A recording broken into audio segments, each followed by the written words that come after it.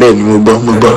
Now ṣé mo ń tẹ̀mí fẹ́ kẹ́ ṣe fún mi gẹ́gẹ́ bí olódodo tó ń wádìí òdodo ṣe understand mo fi Ọlọ́run bá bẹ̀yìn ẹ ṣe help kan fún mi help náà ni pé ẹ̀yin ọ̀kan àbí méjì tẹ́ bá mọ̀ nínú àwọn tó ń jọ wà ní ìdí program ìjọ náà tó fi sọ̀rọ̀ ṣe understand torí percentage ó ti clear wípé percentage tó against ratio tá a máa lò fi against tá a máa fi prove tá a máa fi dájọ́ tó wà lẹ́yìn ó ti clear but àwọn ò ní tí ì dá ẹjọ́ kankan lórí ọ̀rọ̀ ju pé ẹ bá mi ṣègbìyànjú láti get nọ́mbà àwọn tó jẹ́ other side tó support Imam Toliha níbi tó ti sọ èmi ò ń ṣe arúgbómọṣọ nǹkan tó kàn wá sí inú bí ọgbọ́n kékeré tó. ok ọmọ understand yẹn ọmọ lọ́wọ́ tèmi o n tẹ́ sọ yẹn o mi ní pé wọ́n fi kò wọlé o ṣẹ́rí ó nọ́mà kẹ́bí má sọ̀rọ̀ kankan nígbà tí nǹkan bá dà tó máa rí i pé adúpẹ́ o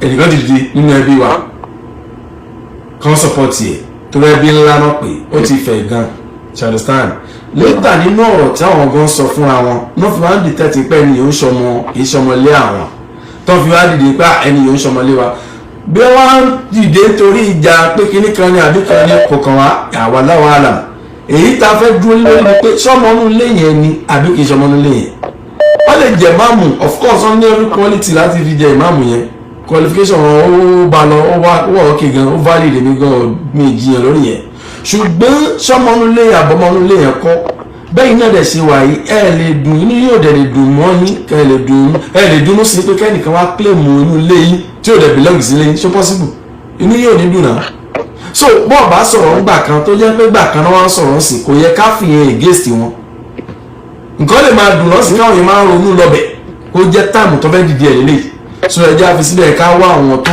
mọ̀ nípa ẹ̀ kán sọ̀rọ̀ lórí ẹ̀ ṣé yéé sà ẹ ṣeun gan. ó kú. ẹ má bínú tó lásìkò ní.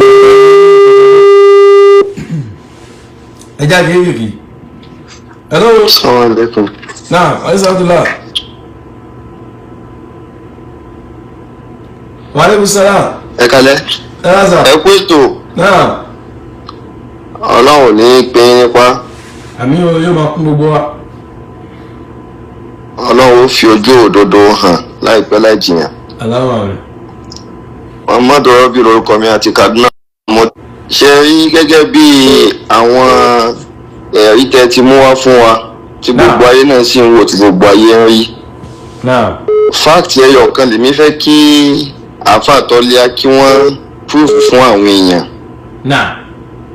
ó náà ni pé ta ni bàbá wọn ṣé ọmọlé náà ni wọ́n ṣé gbogbo ń pé wọ́n wà competent wọ́n jẹ ìmáàmù kò í sọ ọmọlé náà fi ń jẹ ìmáàmù nídìí ẹ̀ bóyá tí ń jẹ́ lánàá nìyẹn àtijọ́ tó sì ti bẹ̀rẹ̀ bá ti ń ṣe nù èyí tá ń yàn láìpẹ́ yìí náà bá ti yàn nìyẹn.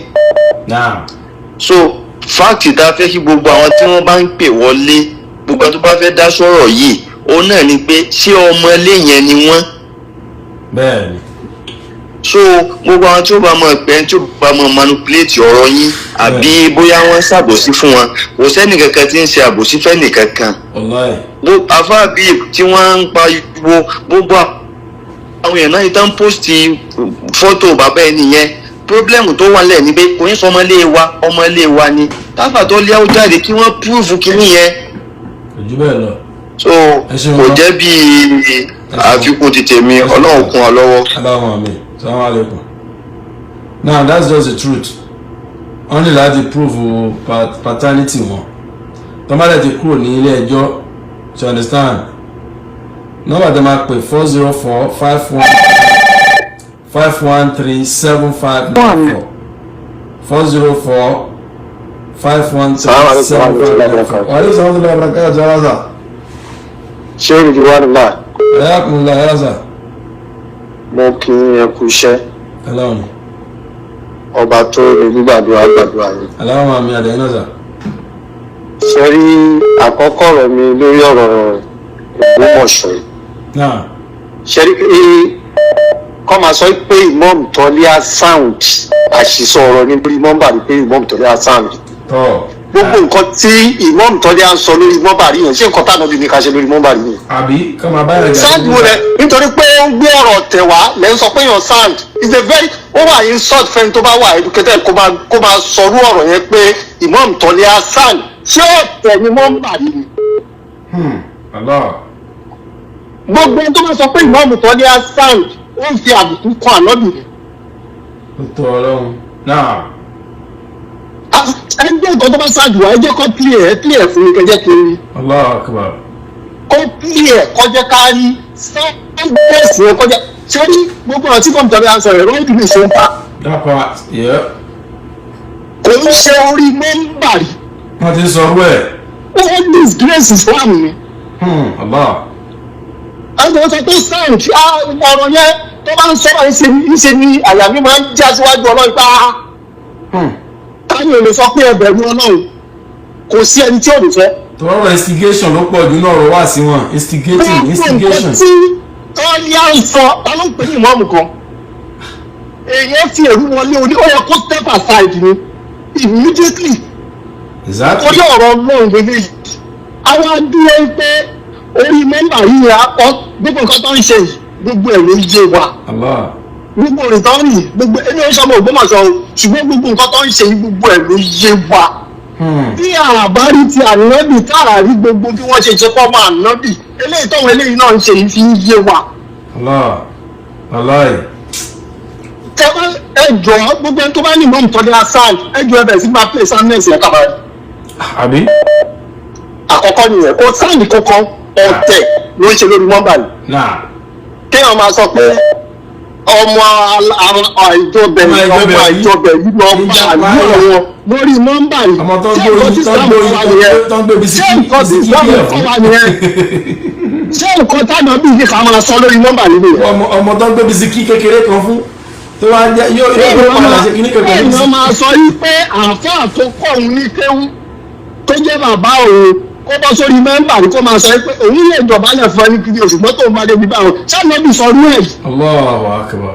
Allahu Akbar. ẹjọ́ sọ pé sound ẹjọ́ gbogbo ẹni tó bá ń sọ pé sound yẹn ẹ̀ ń ṣe Islam ni. Islam kì í sọ wàá ṣe lẹ́tọ̀ ẹ wọ́n ń délé a kì í fèsì lórí mọ́mbà yìí báyẹn. Wallahi.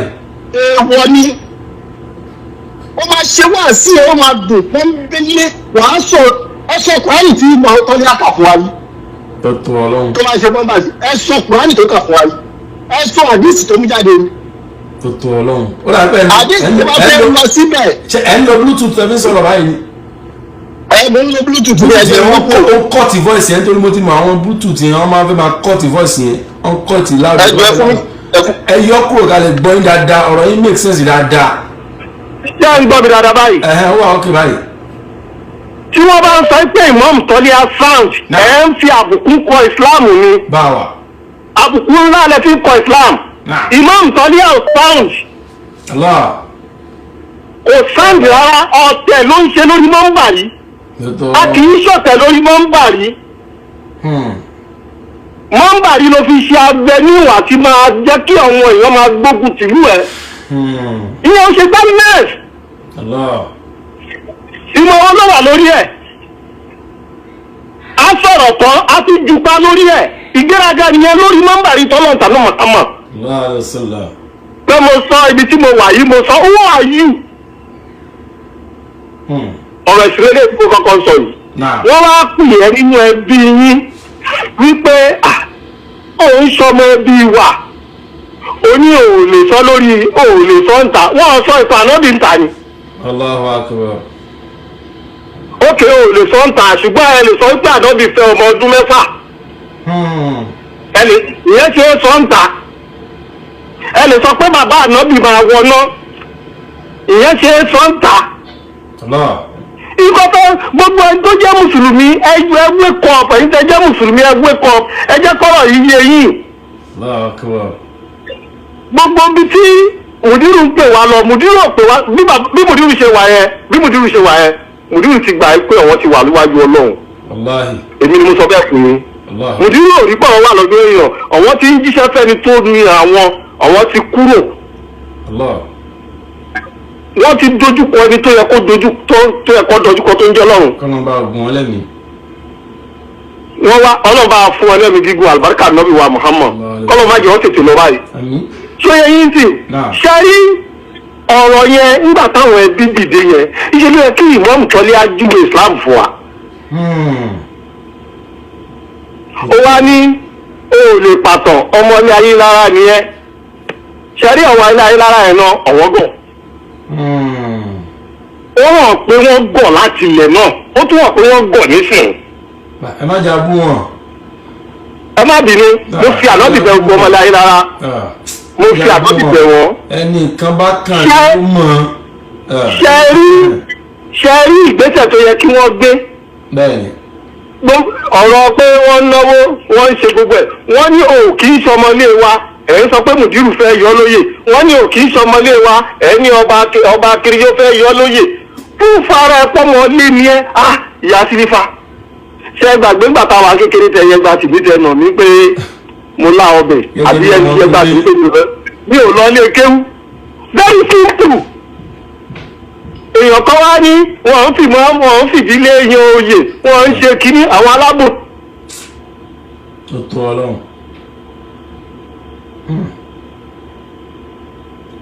hello kí ló ṣẹlẹ̀ àgbọn ẹ mọ́ bluetooth yẹn ti connect ní ọ tó máa ń ṣe ní bluetooth yẹn. ṣé ń gbọ́ mi báyìí. bluetooth yẹn ti gbóhùn ẹnu yín. ìgbà tí Aláàfin tó fẹ́ yan ìmọ̀ọ́mù ṣé wọ́n dúró. wọ́n lọ purọ́ mọ́ bàbá gba góòdì ó lọ ṣẹbọ. ó gbẹ́bọ kalẹ̀ ó yan àwọn dẹ̀ ló wà ń di ẹ̀. mùsùlùmí ló wà ń di ẹ̀. lọ́rọ̀ bóyá gbogbo wa la gọ̀ ni.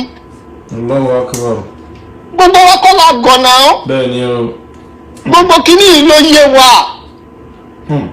sọ́lọ́run ní ká fi tipátipá jẹ ìmọ̀ọ́mù ni ìmọ̀ọ́mù àdúgbò lásán ó gbọ́dọ̀ fi tipátipá jẹ ó wá níbi tí mo wà yìí mo fi ń da yín lójú kò sí bàbá ẹni tó lè gbé mi kúrò èmi náà ní màá bẹ́ńbẹ́ who are you.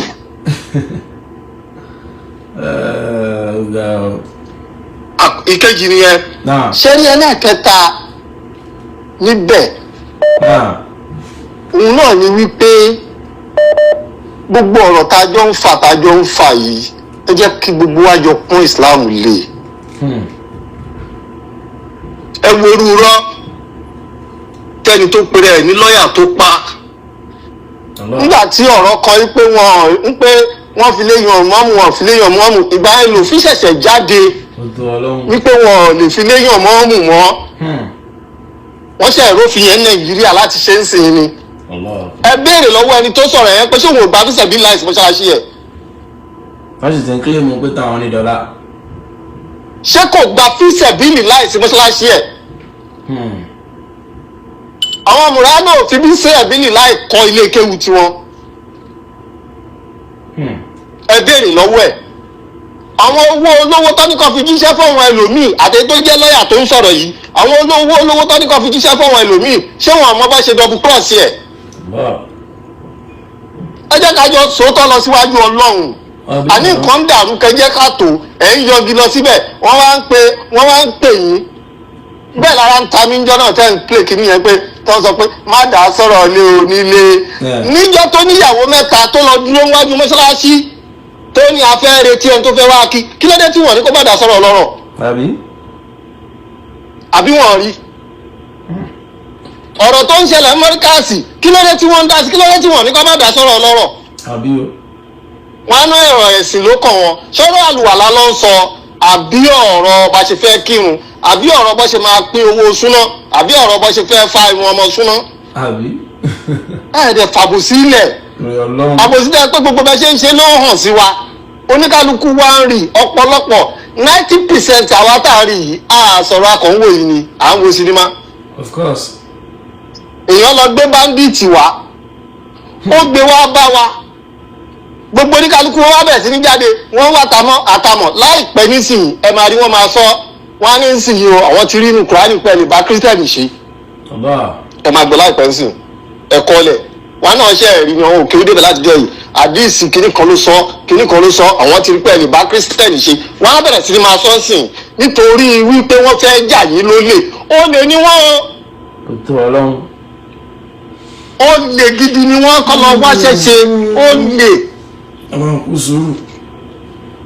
àwọn ọ̀rọ̀ yẹn pọ̀ tó yẹ pé ó ń wánú tí a bá sọ̀rọ̀ àìrí abẹ́nú tẹrù bóyá ilẹ̀ wà ń bẹ̀ yìí àti tó ṣẹ́rí bọ̀bọ̀ tó wà ní ẹ má bínú pé mo yàgò mí bọ̀bọ̀ tó wà ní ìwé yẹn tí ó nù kíní Yorùbá yẹn ṣẹ́rí bọ̀bọ̀ yẹn ó sọ̀rọ̀ kan àwọn èèyàn ò di ọ̀rọ̀ yẹn mú ó ní òun iṣẹ́ àmàlù kan àbí president ló pẹ̀rẹ̀ fún kọ́ńtírì mẹ́fà ní Áfíríkà yẹn ìwọ tó níwọ kíní kan ní kọ́ńtírì mẹ́fà ẹni ta ló fi ẹ jẹ àwọn wo ní kọ́ńtírì yẹn kí ni gbogbo yín jọ papọ̀ tẹ́jọ́ ń ṣe mí ní parọ́ fún yín ẹ fura sí wọn. Allahu Akbar, Allahu Akbar. ẹ̀yin Yorùbá kan ń sùn ní o èmi ò sí Nàìjíríà o ṣùgbọ́n àgbàdo akíndẹ̀ bàjẹ́ bẹ̀ ló ti bí wa ṣùgbọ́n ìgbésẹ̀ tí wọ́n ń gbé yìí àwọn nǹkan tí wọ́n ń ṣe yìí mo lè fẹ́ fàsìkò yìí sọ mo fẹ́ fi avenue tí ń sọ fún Ustaz Jamiu Adégúnwà tó bá gàn fún Adépọ̀jù ló máa pa o ṣùgbọ́n náà bí ká. wọ́n bí lè sá tí a máa ṣe fún àwọn ọ̀tẹ̀lẹ̀ ìlú ìsáàsì pa níbo ìlú ìsáàsì pa kẹ̀ wàláhì kò sí ìwẹ̀ká tó jọ ẹ̀dá kan ọ̀tẹ̀lẹ̀ pààyàn Ọlọ́run ní pààyàn pé Ustaz náà lẹ́yìn wọn sì máa gba kọ́ méjì. àwọn olùkọ́ ti yẹ. asalaamualeykum Ustaz wà á lóun sáà sọ́la yà mo ti lọ ẹ̀kú ètò mo pẹ́ wọlé mo ti gbàgbé mo ṣe gbogbo lọ́wọ́ ni kò sí wàhálà ẹ̀ tó bómi ìṣọwọ́ náà bá oúnjẹ gbígbàgbé máa ń sọ. náà ṣe rí nǹkan kan tí àwọn èèyàn mọ̀ tí ọkàn mi fò lásù mi tẹ́ sọ program yẹn ni pé ṣe rí Toliha ó ní ọ̀rọ̀ tó máa ń move àwọn èèyàn púpọ̀ àwọn tó ń sọ̀pọ̀tì ẹ̀ ọ̀rọ̀ tó move wọn ló máa ń sọ. Allahu Akbar. ẹgbẹ́ sọ́nà sàmú èyí tó bá jẹ́ pé ó wà rightful mi ò dájọ́ kóhun ni mò ń mú bẹ̀rẹ̀ gangan òun ló dáa fún bẹ̀yẹn torí bẹ̀yẹn òun ló dáa jù fún bẹ̀yẹn tó bá rí bẹ́ẹ̀ náà kò lè lo bó ṣe ń lò yẹn. ó yẹ kó fi kímọ̀ sí. torí ọ̀tẹ̀ tó wà nílẹ̀ ló ṣe lè máa sọ̀rọ̀ bó ṣe ń sọ̀rọ̀ yẹn. ọ̀nì náà ìmọ̀ọ́mù ìlú ẹ̀ sọ̀rọ̀ báyẹn. ara. torí oníṣùnú máa kírun lẹ́yìn ẹ̀ kò tí ẹ̀ ṣe kó máa kírun lẹ́yìn ẹ̀ tí wọ́n lè kọ́ndẹ́mù ìgbàgbọ́ àwọn èèyàn wàá kàn mọ́ bó ṣe máa pọ́lìṣì ẹ̀ fún wọn ni. tọ́lá máa gbà pé ìmọ̀ọ́mù yẹn ó ṣe justice torí gbogbo àwọn tó kírun bẹ́ẹ̀ ṣe orí sínú gbogbo wọn ni sáré sínú àjọmọ́ gbogbo wọn kọ́ la rí sínú àjọmọ́ ẹ̀ náà èyí tó ti wá fọ́nì jù ń bẹ̀ ní Àmọ̀tẹ́kùn Oòduà tó ń gbé prógráàmù ìmọ̀ọ́mù ó fọ́nì gan kódà wọ́n tún lọ jókòó ìjọ tó lọ sínú òbò wà pẹ̀lú wọn ní Àmọ̀tẹ́kùn Oòduà ṣé Àmọ̀tẹ́kùn Oòduà jẹ́ mùsùlùmí náà bó jẹ́ kírísítẹ̀nì ẹlẹ́bọ ni. Inna lillahi wa inna ilayhi raji'un. ẹlẹ́bọ pọ́nbélé kò sí kírísítẹ̀nì ẹlẹ́bọ ni ẹjọ kí ló kún ẹgbẹ́ bọ pẹ̀lú ọ̀mọ́mù ìlú. Allahu Akbar. kẹ́gùn wọn máa gbogbo plan tó máa ṣe ló máa gbé ẹjọ kí ni tiẹ̀ bẹ́ẹ̀ kí ni interest tiẹ̀. ó fẹ́ gba àwọn kan ló tún rọ wá sáàrin yẹn kó máa ṣiṣẹ́ fún wọn ìyẹn ni wọ́n mú òfurasí. iṣẹ́ tí Tọ́lá furasí gbogbo ọgbọ́n ẹ̀ pé Àmọ̀tẹ́kùn kí ni tiẹ̀ wọ́n jọ ń káàkiri ni. ṣé òun kí ẹ mọ́ ṣáà ṣì bẹ́ẹ̀ ni ọ̀rọ̀ yẹn ṣe wá ká alárajọ àtàlọ́rọ̀ gangan fúnra wa lọ. báwo ni àwọn olówó ṣàṣì máa gbé wa lárugẹ. ó fọ́ ni gan. ó fẹ́ pé òun gan bó ṣe ń dàrú yẹn gan ló ń dùn mọ́ wọn nú. ó ń dùn mọ́ wọn nìyẹn of course. wọ́n fi tẹ̀wá níjọ́ ara yẹn níta wọn rò. La ilaha illallah. ẹjọ ṣé irú yẹn ń sìn ṣé Toliha lè kọ̀ndẹ́mù ẹbọ ṣíṣe l'Ógbómọ̀ṣọ́. kódà ẹlẹ́bọ máa wọ iná ṣó possible torí mọ̀ pé ẹlẹ́bọ ló ń gbé program òun ló support òun jù. and that's the same thing tó ṣẹlẹ̀ lọ́sọ̀ọ̀sà ìlú mi ńgbà yẹn nígbà tí wọ́n tán gbé ọkú olóyè tó gbọ́n tó gbẹ́ tó máa ń gbé mímbàr tó máa ń gbé ọ̀pá níjọ́ yídì eléégún ni Síkírù ó ti kú sí. ìjọ ọmọ ní Síkírù kí ló wá ní mímọ́ ní àìbọ̀ ní káwọn gbé ni eléégún ni o tó ń gbọ́n wọn rí láwà ní fún níjọ́ yídì àgbọ̀pá ìmọ̀mú dáadé. eléégún àwọn tẹ́kọ̀ọ́ ìlú àìlọ́ sí mùsùlùmí ni. So àwọn àtàbánjẹrẹ ara àgbọ́dọ̀ aláwọ̀ pàtìsì tí ò kàn wọ́n kó bá a dá torí wọ́n máa yín sí ni wọ́n ní kí ó ṣètò láéláé wọ́n ní kí ó tán so ìyẹn ní kí tó dá lọ ṣe torí pé tó kú máa jẹ lọ máa jẹ bọ̀ àwọn tí èkì máa wó sí wọ́n ẹ̀rọ ayé ayélujára kọ́ lọ kóòtù fúnra ara wọn kọ́ gbé lọ kóòtù pé wọ́n lọ fún paternity ẹ̀ láàrin wọn ó tó ọ̀rọ̀ nìyẹn wọ́n lè ṣe DNA ó ṣe máa lẹ́gbàá bá burú òkú ẹ̀ DNA wọn náà. of course. gbogbo ìtàn fún àwọn wọn máa tọ́ ìrọwọ́ kan ní tí ò sí wàhálà mọ́. bẹ́ẹ̀ni náà. ẹ wo ẹ máa bẹ tó bàjẹ́ lọ́wọ́ gbàdúrà sàmúlò. and that's just the truth ó tọ́ ọ̀rọ̀ nìyẹn wallahi lazim. àní tó bá jẹ́ pé nítorí ọlọ́run ni ìmáàmù Toliha ṣe ń ṣe tó ń ṣe yìí tó bá jẹ́ èmi ní o gẹ́gẹ́ bí ìmáàmù kódà tí n bá jẹ́ ọmọlé ayé lára màá kọ́ step down màá nítọ̀ gbogbo ìlú torí tọ́lọ́run mo ṣe wá lù yìí láti fẹ́ jẹ ìmáàmù bó tẹ̀ jẹ́ pé mi ìgbélu ìlú tí mo ń gbé ọ̀tọ̀ ni ṣùgbọ́n mímọ̀ ọ̀pọ̀ ọmọlé ayé lára ni mí o ṣùgbọ́n lórí pé fìtínà tẹ gbé dìde yìí mi ò ní wò pé nìkan support mi ó fowó ràn mí lọ́wọ́ àbí kankan màá kọ́kọ́ withdraw náà tí bá withdraw tó bá tọ́ sí mi ọlọ́run ti pè mí bẹ́ẹ̀ tó bá tọ́ sí mi ò tọ́ sí mi nìyẹn tó bá jẹ́ torí ọlọ́run o. Assalamu alaikum. Wa alaikum salaam wa rahmatullahi. Ẹ kálẹ́ sà. Ẹ kálẹ́. Ẹ sà ẹ kú ètò náà sà. Ọlọ́run ṣàlékún ládá àtọ̀là fún yín. Mo fẹ́ ṣe clarification àwọn 1 or 2 key points ní pẹ̀lú issues yẹn sà. Okay. Àkọ́kọ́ ẹni tó kọ̀ lẹ́ẹ̀kan tó ní pé ó dà pé iṣu ọ̀rọ̀ ọ̀sọ̀rọ̀ ló dá wàhálà lẹ̀ pẹ̀lú àwọn àyímọ̀ àwọn rọ́bìtà Ògbómọ̀ṣọ́ ẹni tó pè wọlé lẹ́ẹ̀kan yẹn bẹ́ẹ̀ ni sà. mo rán ẹ má bírù tẹ́ńtọ̀ wọn bá ń gbọ́ mo fẹ́ kí èèyàn direct ìbéèrè yẹn síwẹ̀ níbẹ̀ ẹni tó jẹ ìmáàmù lápẹ̀ lẹ́kọ̀ọ́ nísìnyí ó jẹ ní Sùúrùlérè ó jẹ ní Lagos Island àti Ẹ̀pẹ́ àti bábí bága kọ́ wá ní pétọ̀ irú àwọn bẹ́ẹ̀ wọ́n ń bá ìmáàmù Èkó jà nítorí pé wọn ọjọ́ pín wo mọ́sálásí ẹ̀dá kò sí mọ́sálásí wọn papọ̀. ìjọra wọn. ẹ̀rí pé ọ̀tà kò làákàyè àkọ́kọ́ nìyẹn so níbi táwọn àyímọ̀ Ògbómọ̀ṣọ́ ẹ̀yìn tó jẹ́ kó dìjà ní wípé àwọn eléyìí o láti bí ìmáàmù bíi 3 tó ti jẹ sẹ́yìn wọ́n mọ́ ní chairman àwọn tó ń dẹ̀ ní àjọṣepọ̀ tó dáa pẹ̀lú ìmáàmù ìlú tí ò sí wàhálà.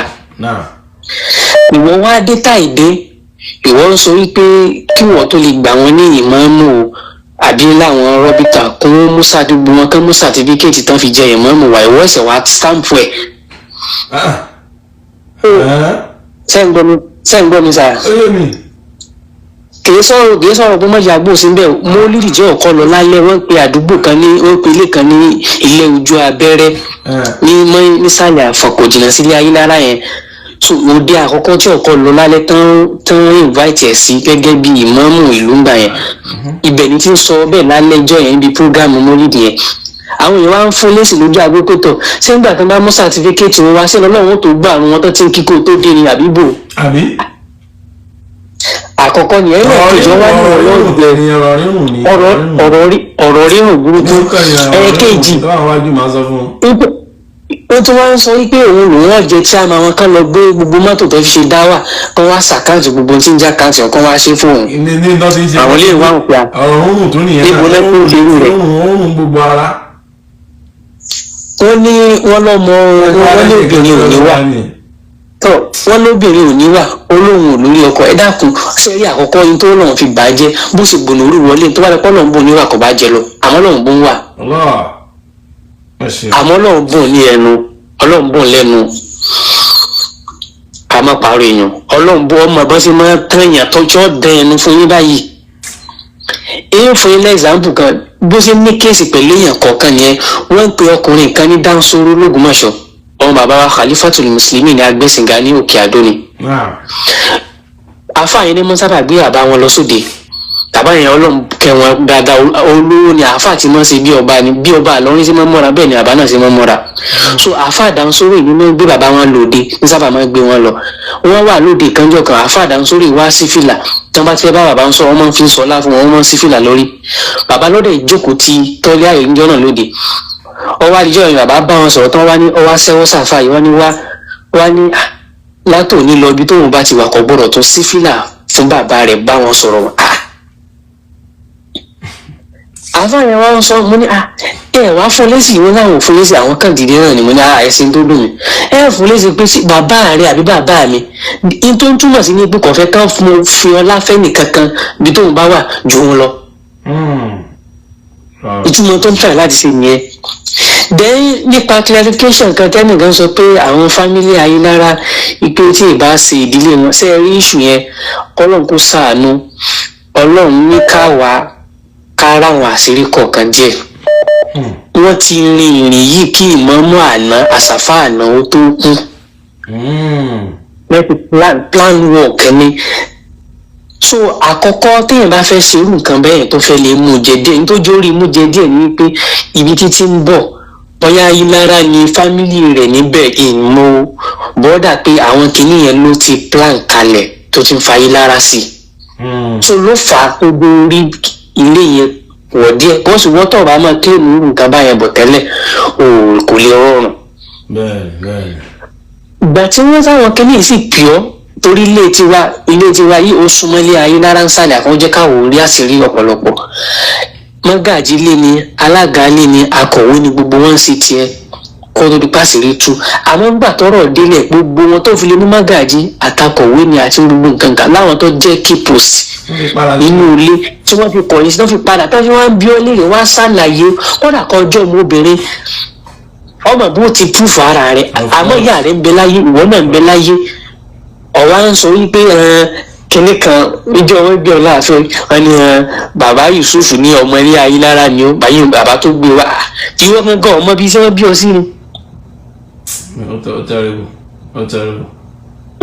àkọ́kọ́ ni tí wọn bá ṣe lè dífẹ́ǹdì ara rẹ pé ìyá rẹ wá kọ́ wá sálà ìyá rẹ kún bẹ láyé Àmọ̀tẹ́kùn tí wọ́n ń gbé yìí ti pè lórí prógámù pé ẹ pe ìyá ìmáàmù wa ẹ invite kọ́ wá gbẹnu sí máìkì kọ́ sálàyé bó ló ṣe bí ọmọ ìyá ọ̀sán mọ̀ bó ṣe bí ọmọ làkà Ọlọ́run sì ti gba làkà ìyá rẹ̀.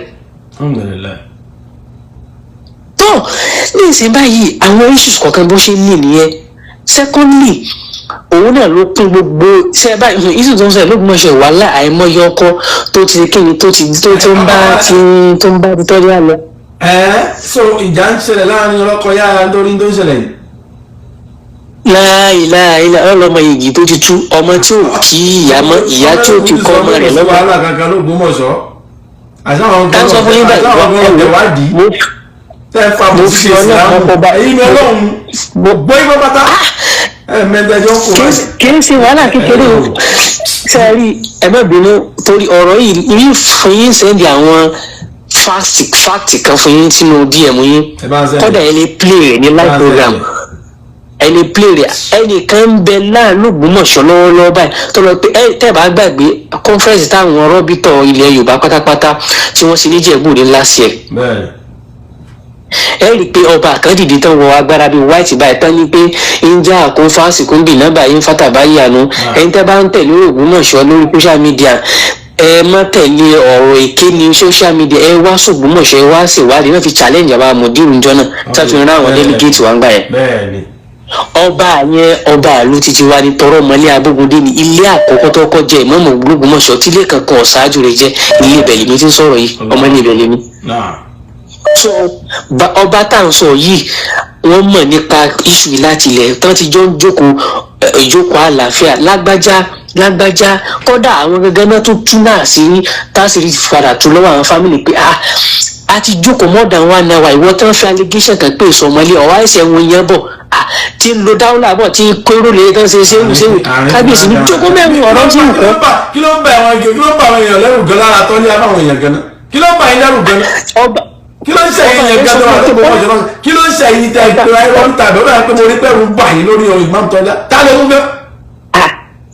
tí wọ́n fáyà rẹ̀ jókòó mẹ́rin gbé ìmọ̀ọ́mù rẹ̀ kalẹ̀ ìtọ́lẹ́à ni ó bó ṣe jókòó ìjẹ́ká yanjú ní mẹ́lẹ̀ ni ìjọ ní gbogbo ẹ̀yìn fún fámìlì tẹ̀ ń bẹ lẹ́yìn rẹ̀ yìí ẹ máa ṣàlùwà láì máa gbé kúrò nínú central mosque náà ní lọ́dún mọ̀ṣọ́ ẹ máa wá ṣẹ́ka fara pẹ̀lú Al-Qur'an ẹ máa wá búra bó o ní ó ṣe jẹ́ kálukú bá ní òun ò lè wọ náà òun ò lè jẹ́ kọ́ lọ́wọ́ jẹ níyàwó wọ́n gbé wá fún wa ní àmọ́ kankan àmọ́ bó ṣe jẹ́ ìkàlùkù sí ìyẹrí nù. àwọn lè sọ̀rọ̀ ẹbí àwọn ṣùgbọ́n ẹ lè máa sọ̀rọ̀ ẹbí ẹlòmí lórí social media tàbí ẹbí kankan ní bàbá tẹ́ ẹ pòwe mọ́ ẹbí kankan ní mùdúrú tẹ́ ń sọ̀rọ̀ sí ẹ̀ẹ́mẹ́ tó ń bá o ẹ̀ṣẹ̀ bẹ̀rẹ̀ o.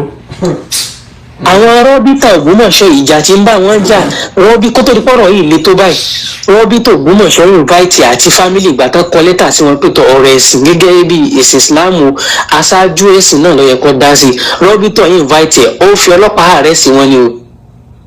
Can you imagine? olùgbò rọ́bìtà Ògbómọ̀ṣọ́ àwọn panic tí wọ́n yàn pé tọ̀ lásojú rọ́bìtà ẹ̀ dá sọ̀rọ̀ yìí o ó fọlọ́pàá ààrẹ sí wọn débi pé ọ̀rọ̀ yẹn dé ọ̀dọ̀ yẹn bá kọ̀mọ́dà l'Ógbómọ̀ṣọ́. ọkọ̀ ńlọ ọlọ́pàá ní òun tí bá di owó òfò tó bá ti fún wọn lówó èyí dáṣà ẹbí àánú yóò ń ṣe ní ẹ̀yẹ ọlọ́pàá tó bá ti kúkú òfò ẹ̀yìn àánú yóò ń ṣe mí tó ọ̀pọ̀lọpọ̀ iye owó lè máa ń ṣáájú nǹkan ìṣe láyé nílùú Nàìjíríà yẹn sí àwọn ọlọ́pàá lù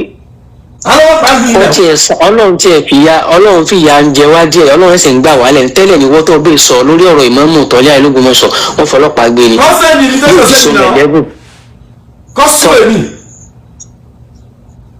bọ́sẹ̀ máa ń ṣe bí wọ́n dá kọ́sù èmi mo challenge wọn kọ́sù mi lórí pé mo dá sọ̀rọ̀ yìí kájọ tẹwọ́ bọ̀ èmi tí mi kọ̀kẹ́ bí kọ̀ mí torí òótọ́ ọ̀rọ̀ àpá ọ̀rọ̀ yóò mọ̀ mi ò kọ̀kẹ́ bí kọ̀ mí torí bá mú òótọ́ kan dání torí tẹ́lẹ̀ ní àtẹ́bí àwọn lọ́tọ̀ọ̀tọ̀ oníkálukú sàárì ẹ̀ lọ́tọ̀ọ̀tọ̀ ni gbogbo ẹbí máa ń gbọ́ mi lórí social media gbogbo ẹbí mi wọ́n ń gbọ́ mi lórí social media bí ìkọ̀kẹ́ bí mi kọ̀ mí torí òótọ́ ti bá mú dání bí wọ́n ní Ibrahim lọ sọ̀rọ̀. Ọlọ́run ti ra wa kún yín Ọlọ́run ní lórí àkọ́kọ́ náà kò sí ọ̀rọ̀ kò sí fámìlì kò sí kankan tẹ́bí kó dání kàbí tí bàbá mi kólẹ̀ tó jọ mí lójú. bẹ̀rẹ̀ tà sí pé mo fẹ́ gbẹ́jú ẹ̀kan tẹ́bí kan kọ́lẹ̀ tẹ́bí kan kólẹ̀ sọ́gbà ń bò tó ọ̀rọ̀ kan dání kò sí ọ̀rọ̀ bá náà tọ̀ tó bá lọ́wọ́ àdìmí lọ́wọ́ lórí ẹ̀ àbí tó bá wù mí láti dákẹ́ nìkan lókù lórí ọ̀rọ̀ yìí pẹ̀lú ògùn Ọlọ́run àwọn Tọ́lá àwọn ilé ayélujára wọ́n máa sún Ìmáàmù Tọ́lá wọ́n máa ṣe gbogbo everything náà máa ṣe lórí bí ẹni wọn mi ò fẹ́ fi ọ̀rọ̀ yìí lójú wa tẹ́lẹ̀ ṣùgbọ́n bí táyọ̀ ń bá lọ yìí ẹ ń gbọ́ torí yín ọ̀nà ìbùkún abẹ́mi sọ̀rọ̀ trash bá wọn sọ̀rọ̀ mẹ́tẹ́ ń bá wí torí mo dákẹ́ Ọlọ́run jó dáa fún ìjà yẹn sí wọn inshallah assalamu alaikum. Assalamu alaikum. Wa alaikum salam wa rahmatullahi wa barakatuh. Bí wọ́n ti ṣerú ẹ̀ tó mú jẹgbé àjọkọ̀wọ́ bọ̀ gbogbo owó tó ní kálukú yín bá ní ẹ̀ máa kójọ. À ń gbọ́ yín. Assalamu alaikum. Wa alaikum salam. Ẹ kú akétòsọ̀nù àtẹ̀kàn. Nǹkan tí mo rí bẹ́ẹ̀ ni pé ṣẹ́rí mo agree pẹ̀lú ọ̀rọ̀ tí Ustaz Jamiu sọ. Ṣẹ́rí Ìmáàmù Tọ́lá rude arrogance ṣẹ́rí rudeness àti arrogance kì í gbìyàn débi kankan. Ìdí sì máa ń kọ́kọ́ sọ̀rọ̀ nípa ẹ̀kọ́ ìṣòkò máa ń jẹ́ symbol ẹ̀kọ́ lára èèyàn ni pé kéèyàn humble. Of course. Kéèyàn humble ló máa ń tẹ̀lé pé akẹ́kọ̀ọ́ ni eléyìí. Bó ṣe wà ń kò lè jù mí lọ lọ́jọ́ eré. Kódà tó bá jẹ́ pé kò wà kò yẹ kó kìí sòun ló yẹ kó wà ńbẹ̀ náà. Tó bá fi diplomacy àti decorum tó bá fi sí i pẹ̀lú kọ́tì àbà pẹ̀lẹ́pẹ̀lẹ́ la mẹ́mu là ń ṣe kínní kan pẹ̀lẹ́ nù. Tó bá ọ̀rọ̀ bí sọ́dún lórí sacred chamber which is membari kéèyàn máa wá sọ̀rọ̀ wá ó bú àwọn ní ìsàlájì. Kàkúkà ní ṣé ìdúgbàlà pé ó rọ́ọ̀gì pé àṣìdá àwọn yẹn kan gba ẹnìyẹn létí lórí membari téèyàn ti ń sọ̀rọ̀ Ọlọ́run níjọ́ Friday so èkejì àwọn tó ń fún ní sọ́pọ́ọ̀tì ẹ̀ láti mọ àwọn ará bí àwọn náà misguided. Àkọ́kọ́ ọ̀rọ̀ tí lọ́ọ̀yà oníyẹ̀pẹ̀ yẹn náà sọ lọ́ọ̀yà oníyẹ̀pẹ̀ twist ọ̀rọ̀ mọ́ yín lọ́wọ́ nígbà tó rí i pé oníkẹ́ mọ́ dá sọ̀rọ̀ lọ́rọ̀ but àwọn lè dá sọ̀rọ̀ lọ́rọ̀ o àwọn lè bẹ́ni tí ó kàn wọ́n mo rí pé twist ọ̀rọ̀ yẹn mọ́ ó lo bíní lọ́ọ̀yà ó lò fún yín báwọn yẹn ṣe rí nù sẹ́ láwọn yẹn kò jọ mí lójú elective integrity bá ti pè wọn kò gbọdọ̀ pè ẹlòmíì tẹ́yìn bá sọ mú ni rárá o Kùránì sọ báyìí ànábì sọ báyìí. Number 1. Ẹ̀rí number 2 sẹ́rí gbogbo àwọn ọmọ tó wà lórí social media yẹn gbogbo àwọn ọmọ sálàfì yẹn àwọn náà kó bá wàhálà ọ̀rọ̀ yìí kò yẹ kó le tó báyìí pẹ̀lú Imam Sọ̀yà. Àwọn ní gangan lè kú ẹ̀dá àwọn gangan lè kú ẹ̀dá tí ń dalẹ̀. Ọkọ̀ ọmọ kékeré ni ọba ìlú ṣé wọ́n sọ pé Christian ò lè yọ ọba ìlú. Ẹ dákun ọba ìlú kan mú fọkọ̀ bòlúhùn láti rí Ṣàngó ni ọba wọn máa ń gbé káàkiri Ṣàngó ibò òun ló fi mọ́mù jẹ. ibò òun ló fi mọ́mù jẹ ẹ̀yìn kìkì ẹ̀ kì nípa ọlẹ́kọ̀ọ́ níbẹ̀ rábà ọlẹ́bọ oníṣàngó tó fẹ̀yìn lówó tẹ̀ fi ń kọ́ bọ́ọ̀sì. ẹ̀yìn oníṣàngó fún yín tí ń fún yín lọ́lọ́pàá tó oníṣàngó sọ fún yín pé òun ó gbẹ̀yìn kan sínú ilé ẹ̀ mọ̀ òun ó máa korí àfà. Ayaba ká bẹ̀rù Ọlọ́run ó ti ẹ wo I'm sorry to say ọ̀rọ̀ yìí ti di yam pepper scatter ó ti di kọ́dà tó bá èyàn ò lè lọ kóòtù kẹ́ẹ̀dẹ́kẹ́ tó padà sọ̀rọ̀ ẹ mọ́ ó ti go beyond that àwọn tó wáyé pé àwọn rọ́bìtà ó farabalẹ̀ àwọn ó gbà láwọn. bọ́lá dé fi by force jẹ ìmáàmù nílé ayé yìí ṣé dẹ́sìn bẹ́ẹ̀ kọ́ wà ní. àwọn ọlọ́pọ̀tù lórí ìmáàmù ìkọrí ní orí bákan lójú mi. orí bákan bákan. a fi by force jẹ máàmù rẹ́ẹ̀lì. bẹ́ẹ̀ni òun sì ìsírí kó wá mú ayọ̀ Ọlọ́run kan wá rí lórí nígbà rí àfi kó máa bú àwọn èèyàn. ní ìrí pé kó bánà láì o ẹ̀yin olùgbàgbọ́ Ọlọ́run ẹ ṣe báyìí tọ́lọ́ ni àbí kó kàn máa bú yẹn kó máa bàbá. ibo la fẹ́ ṣe ẹ akẹ́kọ̀ọ́ náà dẹ̀ yẹn phd holder. ọ̀gá ọ̀tẹ̀rù. wọ́n ló yẹ tẹ́lì lára yẹn so ntẹ́mi ní my contribution yẹn wọ́n sàlámù lára rẹ̀ Ọlọ́run mọ̀. wàá sọ àdúrà wàá ṣeun gan ẹ gbọ́n pé kẹtù yà fà náà ẹ ṣeun gan.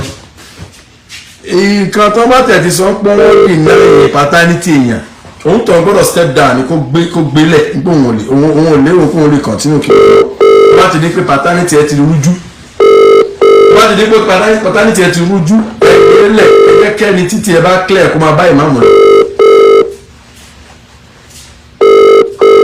ẹ bá torí pé ń sanwó fún yín ẹ bá torí pé ẹ halẹ̀ mọ́ wọn kan ẹ bá halẹ̀ mọ́ ilé Ògbómọ̀ṣọ́ ẹ̀yin náà halẹ̀ mọ́ wọn padà ní ẹ má halẹ̀ sí pé kí ẹ gbá wọn lọ sí kóòtù ẹ dá ẹ sún wọn tó fi ń ṣe yàn.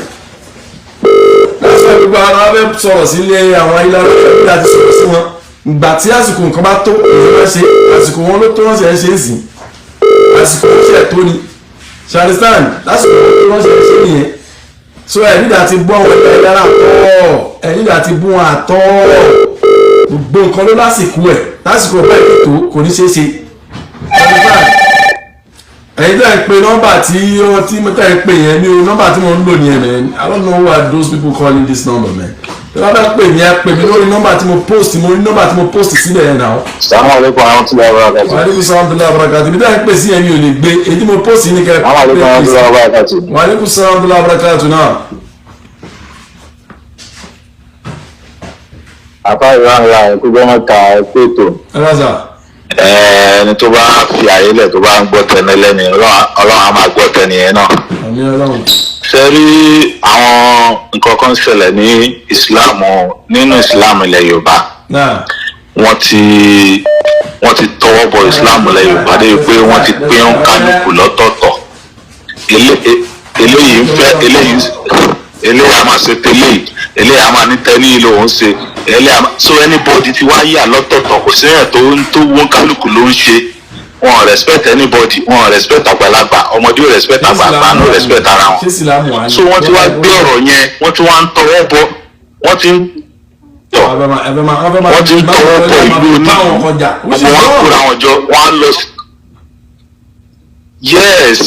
yes ṣe rí àwọn ilé ayé lára yẹn wọ́n ṣe screening wọn dáadáa láti ilẹ̀ ṣé wọn kí family yẹn tóbi wọn tètè discover pé ìmáàmù ń sara wọn. Of course. According to program ẹnìkan tá a wò ẹni yẹn ní lẹ́yìn ìgbà tí ìmáàmù jẹ tó fi jẹ ìmáàmù tán wọ́n ní interview kan ló lọ ṣe ìtàn kan ló pa níbi interview yẹn làwọn aráàlú fi wò pé irú ìtàn olè lèyí àgbọ̀rọ̀ eléyìí rí ibẹ̀ ni wọ́n ti kọ́kọ́ discover pé ẹni yìí ibo ló ti rí ìtàn tó pa yìí ibẹ̀ náà ti kọ́kọ́ bẹ̀rẹ̀ pé no ìtàn yìí kò rí bẹ́ẹ̀ báwo lẹ́ni yìí ṣe jẹ́ ibẹ̀ ni investigation ti bẹ̀rẹ̀ kó tó di kó wọ́n bẹ̀rẹ̀ sí ní discover pé kò ń sọ ọmọlé wọn.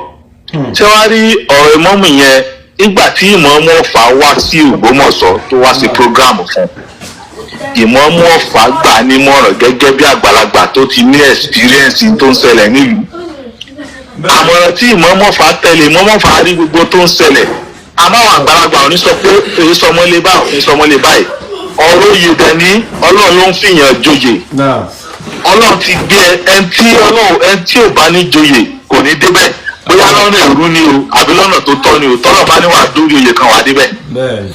ó wá kù sí ọwọ́ tiẹ̀ bí wàá ṣe lò ó àti ìwà tí wàá fi lò ó ìmáàmù ọmọ kékeré ló dààmú ìmáàmù.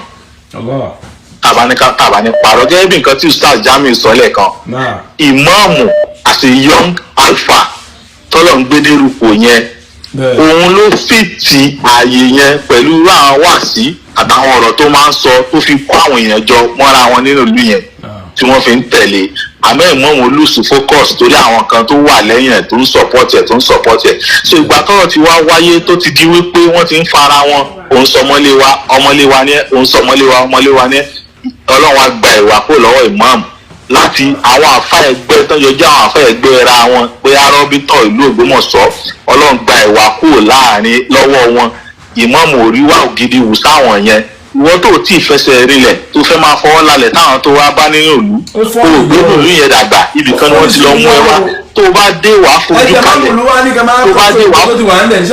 tó bá dé wàá fojú balẹ̀. ọba ló máa ń ṣe gbogbo yẹn náà. yes of course tó bá dé wàá fojú balẹ̀ wàá wo sẹ́dẹ̀ẹ́ni tá à ń sọ àwa mùsùlùmí ilẹ̀ Yorùbá àbòsí wa ti pọ̀ jù àwa mùsùlùmí ilẹ̀ Yorùbá àbòsí wa ti pọ̀ jù sẹ́ráwá tá à ń gbé nílùú bíi Kogi ọdún sì jẹ́ pé gbogbo wa awọnú ara wa àjọ ń bára wa ṣe àjọ ń ṣe kíni ni kò séèyàn tó ń discriminate mẹ́ yẹn nígbà tí wọ́n fi ìmáàmù jẹ nílùú Ọ̀yọ́ kẹ́lẹ́ ọ̀dà sára àbòsí tó wà láàrin àwọn mùsùlùmí ilẹ̀ Yorùbá torí páwọn kan ṣe ọ̀tẹ̀ bàbá akéwà gold ni wọ́n ṣe kóra wọn sẹ́yìn ìmáàmù yẹn bẹ́ẹ̀ ìmáàmù yẹn náà tẹ́ bá ti ń sọ̀rọ̀ ẹ mọ́ fi sínú àmọ̀ràn fún ìmáàmù ilẹ̀ Ọ̀yọ́ kí ìmáàmù wọ́n jẹ́ káwọn pípù yẹn da ìlú yẹn rú bọ́sẹ̀ mọ́ ń da ìlú rú nìyẹn. ìgbà tí ìmáàmù Ògbómọ̀ṣọ́ ti rí pé òun ti rí support àwọn kan ló jẹ́ pé ọ̀rọ̀ tó gbé wá sórí social media tó ti rí pé òun ti rí support àwọn kan dà àwọn alábòsí yẹn dẹ̀ ní àwọn Yorùbá máa ń sọ pé ó lè ò kí ń tìdí gbẹ́jọ́ tó máa béèrè lọ́wọ́ ẹ tó jalè kò ní gbẹ́jọ́ láti bẹ̀rẹ̀ bóun ṣe lọ bí tóun ṣe lọ jí nǹkan tóun ṣe lọ akọ̀mú lókè ní àwọn mímọ́ tí mo ṣe nì wọ́n ṣe wá dojú wọ́n fẹ́ pa mí wọ́n fẹ́ ṣe pé kàn sọ̀rọ̀ mi ti yẹ yín báyìí sí gbogbo àwọn tó ń sọ̀pọ̀tì ẹ̀ yẹn gbogbo àwọn alábòsí àríjẹ nínú mọ̀dàrú nìyẹn táwọn ń fi ìlú wọn lẹ̀ tí wọ́n ń dà lónílùú ìmáàmù Toliha ń ṣe mistake nǹkan tí wọ́n fi lọ ìlú Ògbómọ̀ṣọ́ wọn lè gbà nílùú ìlú wọn especially àwọn aráàwọ̀ bọ́bá àwọn sì máa ń sọ̀rọ̀ tó lórí social media tó bẹ̀ kẹ́ sọ̀rọ̀ against ọba Ìwó káwọn aráàwọ̀ mọ́ dìde wọ́n lè gbà wọ́n dẹ̀ ń support ẹnìkan lórí àrífín ọba ẹ̀ nínú ìlú ẹ̀ tí ó sì dá kò sí ẹ máa wo ìlú Ọ̀yọ́ ọ̀sìn báyìí gbogbo wọn embrace ìmáàmù wọ́n ní according to wọ́n ní ọba oníṣàngó ló fi ìmáàmù jẹ nílùú Ọ̀yọ́ inú gbogbo wọn dùn wọ́n celebration yẹn kò dénú ọ̀tẹ̀ tí wọ́n ṣe ni o ọ̀tẹ̀ tí wọ́n ń ṣe pé Ọlọ́run ò jẹ́ kí bàbá kí ń gba góòlù débẹ̀ ẹni yẹn ló débẹ̀ tó fi yé yín sí ọ̀tẹ̀ yẹn gbogbo wọn celebrate wọ́n ṣe ó gbẹ̀ tó Ọlọ́run á ṣàánú wa Ọlọ́run á ràn wá lọ́wọ́. náà torí àsìkò torí mi ṣe ń gbé àwọn ọmọ ọlọ́ọ̀bì kan tèmi o ní wọ́n tẹ̀lé mi bọ̀ ẹ máa ń jẹ́ kí ìmáàmù Toliha máa halẹ̀ mọ́ nínú ẹ̀yin bàbá rọ́bítà mo ti ń pè yín kọ́ tiẹ̀ assalamu alaikum. Assalamu alaikum. Báyìí sọ́wọ́n tó dáa. Wa alaikum salaam wa rahmatullahi wa barakatuh. Ẹ kò tó sá. Ọlọ́run á gbà fún ìlú kọ́lọ́. Àmín.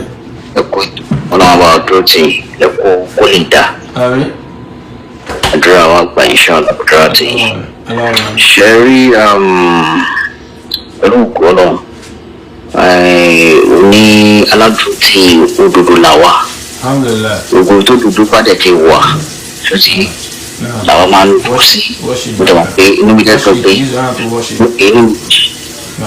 pé àwọn èèyàn pọ̀ bẹ́ẹ̀ tó ti tẹ́lẹ̀ pé lómi ò láǹfààní àti má pè kọ́lọ́n kó bá kú ní pẹ̀lú kọ́lọ́n.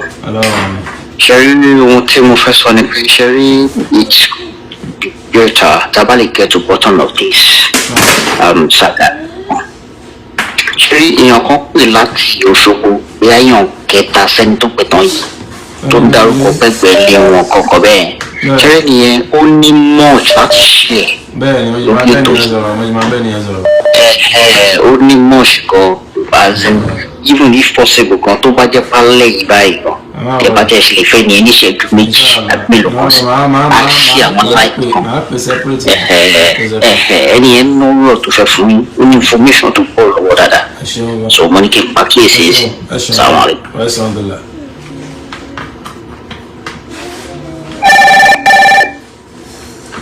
àwọn ọmọ tí ń pè yín o oníṣòwò ní mo ní tọ́lá ti pè yín ó láǹpẹ́ ti bízì mo ní tọ́lá ti pè yín ó láǹpẹ́ ti bízì tàbí yẹn lọ́dún.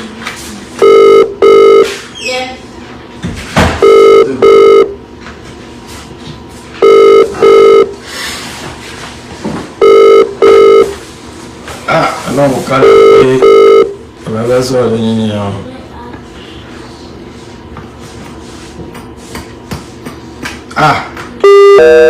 báyìí dọ̀rọ̀ tọ́ o mo tuntun sọ báyìí dọ̀rọ̀ tọ́ o mi ò kọ̀kẹ́ bí kọ̀ mí èmi ò ní kọ ẹbí o ṣùgbọ́n mi ò kọ̀kẹ́ bí parí tì bá ti jọ̀rọ̀ tọ́ ẹ̀ sọ yìí èmi rí dùn. Assalamu alaikum. Wa alaikum salaam wa rahmatullahi wa barakatuh. Náà. Ẹ̀ka lè kú ètò.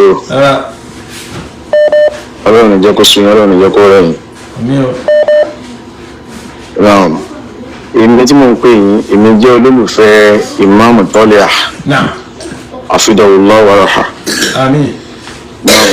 Naam, ẹni tí ẹnìkan pè lẹ́ẹ̀kan. Bẹ́ẹ̀ni. Ẹ wá sọ pé tí ẹ bá lè rí èèyàn bíi méjì or mẹ́ta. Láti sáìdì imam. Láti sáìdì imam.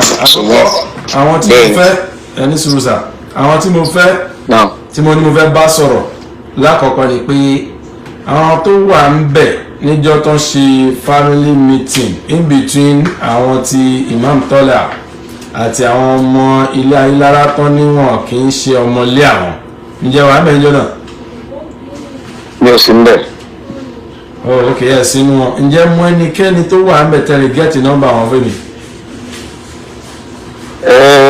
Mi mọ̀ orí èmi ò kí ń gbọ́ wọ́n ní wọ́n pé. ìsèmú òde mi ní ọ̀fẹ́ kí n máa wọ́n bá so now but tí wá pé àwọn tẹ́fẹ́ bá sọ̀rọ̀ yẹn ṣé nìkan lè over bí advice kékeré kan tẹ́bà ní mind. ok kò sí wàhálà ẹwà ṣe láti èmi mo appreciate nǹkan tẹ́ ń ṣe tó ń ṣe pé mo jẹ́ olólùfẹ́ Imam Toliha torí pé gbogbo wa ò lè sùn síbi kan náà gbogbo wa ò lè sùn kákọrí síbi kan náà. Definitely. táyé dẹ̀ máa fi parẹ́ gbogbo èèyàn ò lè gbá téèyàn. Naam so èmi fi like nǹkan tí ń ṣe àmọ́ nígbà tẹ́ fẹ́ bẹ̀rẹ̀ nǹkan tẹ́ ń ṣe yìí mo wo program yín. Actually èmi náà máa ń ṣe program kódà mo ti ní máa ṣe fídíò kan fún yín tẹ́lẹ̀ bó tó yẹ kí n pè yín gan ni pé kọ́ni yìí for the first time lélẹ́yìí mi pè sórí program ẹnìkan rí. Ẹgbẹ́ wáyé sìn but the reason why tí mo ṣe pè yín ni pé mo rí i pé you are a learned person and you live in the US so alákọ̀ọ́kọ́ nǹkan tẹ́ fi bẹ̀rẹ̀ tí ò dáa ni pé torí ìgbà mi ẹ bẹ̀rẹ̀ ọ̀rọ̀ yín pé ẹ wà after pé ẹ ń wò dòdò you are seeking the truth Okay. But at the same time, ẹ̀yin tẹ́lẹ̀ ẹ̀fẹ́ wò òdodo. Right. Ẹ ti already take side. Side wo ni mo take? Ó ti náà ẹ̀yẹ wa mọ̀ mọ́ wá fún yín. Okay. Nínú fídíò yẹn náà ẹ̀ ń sọ wípé ìgbà tí wọ́n ti dá ti mọ̀dúrú mọ́ríkàsì sí lẹ́yìn ti mọ̀ wípé wọ́n ti tẹ́. Ó túmọ̀ sí pé ìjà mọ̀dúrú mọ́ríkàsì lẹ́tẹ́ wá gbé. Kì í ṣe pé bọ́yẹ̀ wà after òdodo.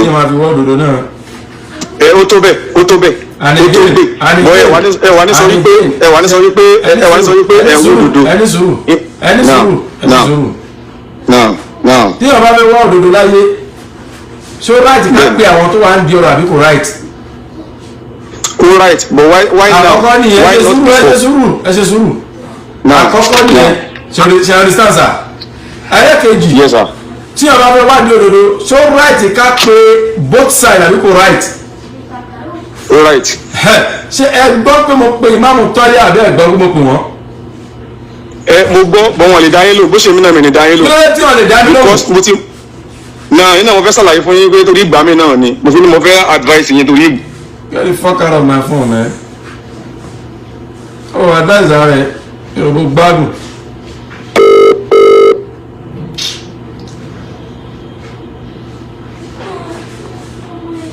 Ẹni mo take side. Ọ̀nà ọ̀bùrà tí mo gbà fi take side náà ló wà lẹ̀. Allegedly gbogbo tó sì wà lẹ̀. Jáde kó wá prove paternity yẹn lọ̀rọ̀ tó ń sọ.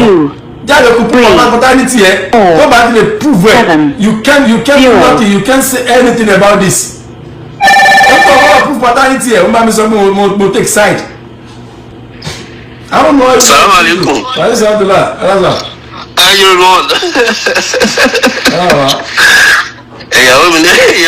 Ìyàwó mi ló wá surprise tẹ pẹ́kẹ́ tó já ẹni yẹn dànù. For you. Ó lè yà Amẹ́ríkà tẹ rúbì tẹ́lẹ̀ ẹni já dànù pẹ́kẹ́ tó já dànù. Now ọdún mi fẹ́ sọ ọdún mi fẹ́ sọ ti simple. Mo ní orí ní bẹ́ẹ̀ wíwá pé àwọn èèyàn ń blame wọ́n ń sọ pé àwọn ọba bóyá ó wà nǹkan tí wọ́n ní Imam Toliha tó ń fi lọ sí court pé ọba mùsùlùmí àná ọba Christian ló fẹ́ yọ ohun imam àbí something like that. Àkọ́kọ́ ni pé on point tí mi fẹ́ make gangan is a very short one ni pé kò sí ọba kankan níbi kankan kódà nílọrin tó ń fi imam jẹ kò sí. Kódà nílọrin kò sí ọba kankan ìwúlẹ̀ Haúsá ọba ò kí ń fi imam jẹ. Kọmitì àwọn kọmitì ni wọ́n máa àwọn kọmitì tí wọ́n jẹ́ àwọn àfa àwọn ni wọ́n máa recommend ìmáàmù even ti tọ̀yọ́ tó jẹ ìta à ń sọ pé ọba Ṣàngó ló fi ìmáàmù jẹ ọba yẹn ò mọ ìkọ̀kọ́nú àwọn tó ń contest àwọn kọmitì ni wọ́n máa ṣe gbogbo tó wọ́n máa ṣe fún wọn wọ́n á screen wọn àwọn náà máa present ẹ̀ ohun tó yẹ ká máa sọ ni pé ọba ló announce imam ọba ò kí ń fi imam jẹ so ká má máa gbẹ̀ṣẹ̀ ohun tí òun ṣe títí wa ọba Gandhi kò fi imam kò yọ imam ẹni pé gbogbo ẹsẹ̀ tí bàbá yẹn gbé òun náà lè pé ẹ̀yin náà lè máa yanjú ẹ̀ láàrin ara yìí kó tó di pé imam Toliha kó tó di pé ó da ọgbà ẹ̀rù ìdí àwọn sífún mo gbọ́ nígbà kan tí nínú meeting imam Toliha kan pẹ̀lú ọba he said according to the ọba pé imam Toliha wá bá wọn pé owó làwọn family àwọn need pé kí ọba fáwọn 20 million. You know, yes, yeah, it's in public space.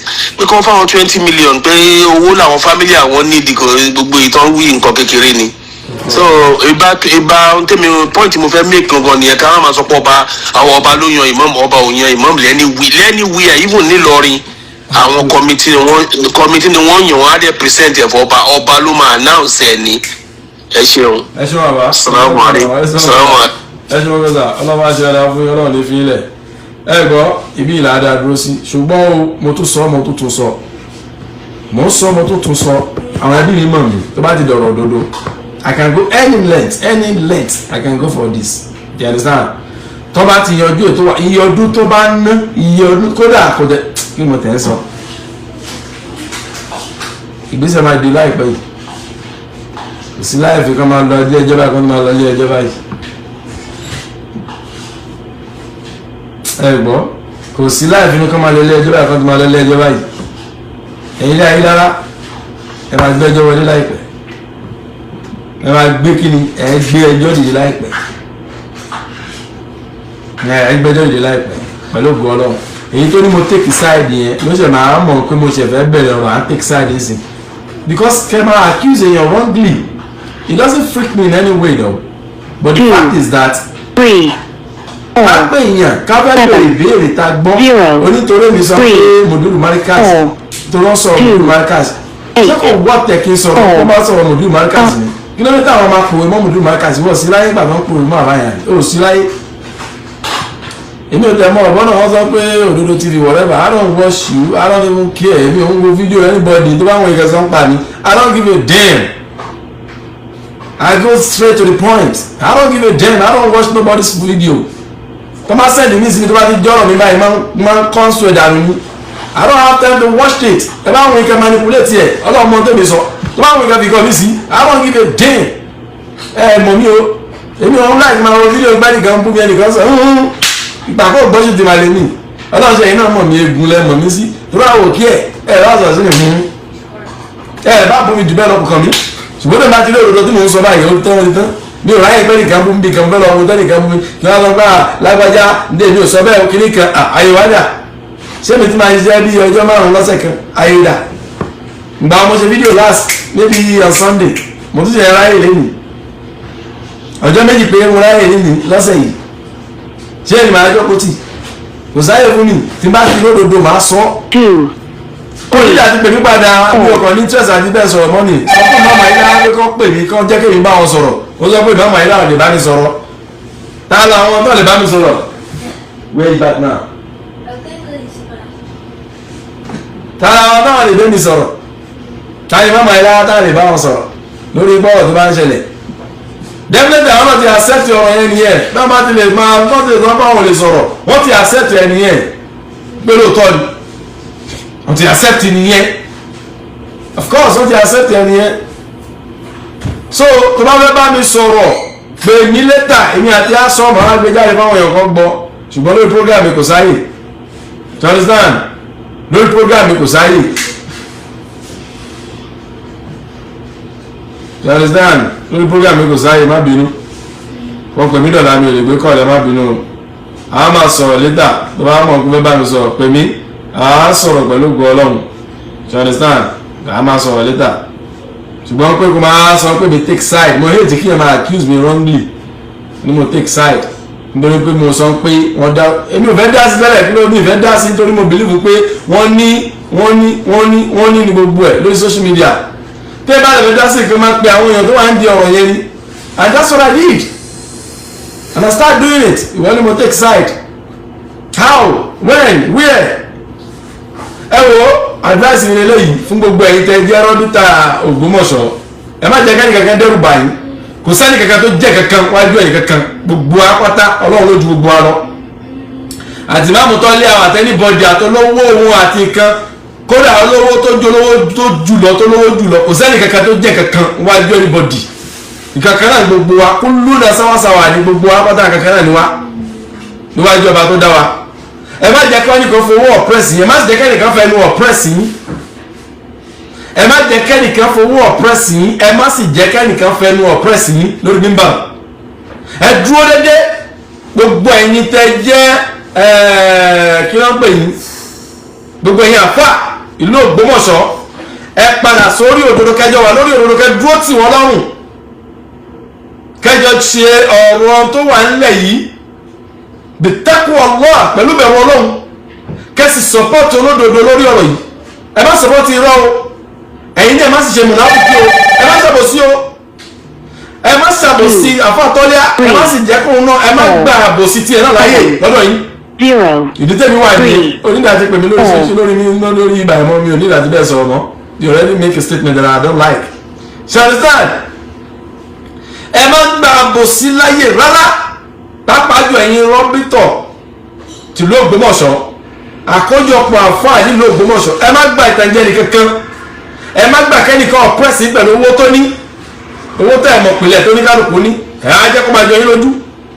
pọ́lẹ̀tà ní ni ẹ̀yà àfa ẹ̀ padà síbi pé ntọ́lọ́ ń bá máa fún yín yóò fún yín lọ́wọ́ ẹ̀ tó bá wà lọ́wọ́ ẹ̀ wọn bí ó tọ̀hún da tọ́wọ́ ẹ̀ bá wà lọ́wọ́ ẹ̀ nìkan wọn bí ó tọ̀hún da kókó ìrẹ̀ ẹ̀dùn bẹ́ẹ̀ lọ ọ̀nà tí ó mọ̀ tí a fi fún ẹ gá fún ẹ dáfà ẹ̀ mi ò sọ̀rọ̀ nítorí pé kẹ́nìkan lè fún mi nǹkan tó bá ní tẹ́lẹ̀ má fún mi mi ò sì tọrọ mẹ́ka mi ò tẹ̀ béèrè kọ́ nìkan fún mi mẹ́ka lọ mi ì sì fẹ́ kẹ́nìkan fún mi múra lásìkò mi bá tó ti bá lọ màá lọ ọlọ́run sì kọ́ síbi kankan ní ìdáná mẹ́ka mi níwọ̀n ìjẹ́ náà kí wọ́n wọ́ọ́lá tí màá torí àbòsí màá máa ṣàbòsí ẹnìkan tí máa gbọ́ tọ̀rọ̀ nìkan mi wá níwájú ẹ̀ àwọn pòmù àwọn arìndìn wọ́n máa sọ pé come to Ògbómọ̀ṣọ́ Ògbómọ̀ṣọ́ á jẹ́ London kí wọ́n máa bọ̀ ń bẹ̀ iṣẹ́ òun níbẹ̀ tí ló ṣe ló sọ fún come to Ògbómọ̀ṣọ́ àjọ sí làákà ìlọrí ọ̀pọ̀lọpọ̀ nínú yín ẹ̀rẹ̀ dáhùn wọ́n ti kó ọpọlọ sínú agolo bí gẹ́sà kò sí làákà kankan lórí yín ẹ̀rẹ̀ dáhùn ẹ̀rẹ̀ gbọ́dọ̀ báyìí kẹ́ gbé yẹ̀wò síra wọn wọ́n lé yẹ̀wò sí ọmọ inú ilé wọn wọ́n lè sọ̀pọ̀ ti gbà ánàkùnmùlà ìmáàmù wa kàfíṣọ̀mùlà yá imam gbọ́ ṣé wọ́n bí sí ilé lóòótọ́ ni ṣé wọ́n bí síbẹ̀ lóòótọ́ ni ẹ̀rẹ̀ kojú wọn ní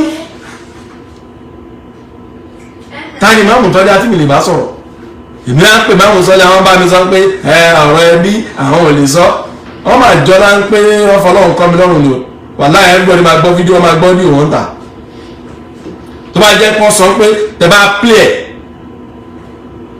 play o nítorí bá wá rí o ẹ fara nítorí máa ń jẹ́ nìyẹn máa play tí ó sì gàgà tó máa ṣẹlẹ̀ torí ọ̀rọ̀ òdodo á sì jọ dúná ṣùgbọ́n lórí eléyìí o á sì jọ wà lórí ẹ̀ tàbá tún gbọ́ nǹkan míì à ń padà bọ̀ wá bá yín sọ á sì jẹ́ kẹ́ gbọ́ ṣùgbọ́n lórí eléyìí family Ayilara wọ́n sì máa sue Imam Toliha for claiming paternity allegedly for claiming paternity that he doesn't belong to allegedly ló ṣe wà báyìí nígbà tí DNA bá prove àti ilé ẹjọ́ bá prove then we will know what is what ṣùgbọ́n tó ní kálukú yín sọ yẹn kàn máa sọ ní ẹ máa sọ sápò ara yín I don't care tó bá jẹ́ inú ẹbí mi ló ṣẹlẹ̀ sí mo sọ yìí náà tó bá jẹ́ inú ẹbí mi ló ṣẹlẹ̀ sí tá bá gbé wá social media ẹ tó bá wà concerned as a Muslim tó bá wà concerned as ọmọ ìlú ẹni yẹn ti ẹ bá wa support wa lórí ẹ gbé ayé náà ní ká gbé ara rí ẹjọ́ kí ló fi ṣe yẹn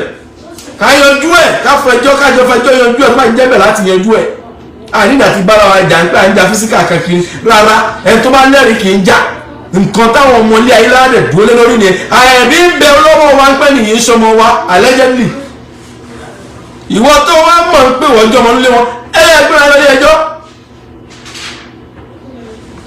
sọ pé nìkan tó sọ̀rọ̀ nípa ẹ̀ máa dún mọ̀ ohun yẹn ṣe pé ní kẹlẹ́fẹ́ dún mọ̀ ohun tèmi of course I will still go to court arúnà mo mọ̀ ń pò wọ̀ nílà ká ìlórí I will still go to court má jẹ́ kẹ́rù bẹ́ẹ̀ má kánjú ṣé òun kánjú ni má kánjú ó sì máa dé court àwọn sì máa dé court má wọlé inshallah tó bá tún padà kan ká mú nǹkan wá lórí ọ̀rọ̀ tó wà nílẹ̀ ẹ máa gbọ́ gbogbo ẹ̀yin rábítà Ògbómọ̀ṣọ́ àmì tí ní nọ́mbà yẹn ni ìbá ti pe gbogbo ilé ẹ̀kọ́ kan màá ti pe àwọn bàbá yẹn dáadáa kẹ wá jẹ máàmù tẹ̀ ẹ́ sọ pé káwọn fẹ́ ti bá ń bẹ̀ káwọn àbẹ̀rẹ̀ á fún yín ní kíní ń pé kí ló ṣẹlẹ̀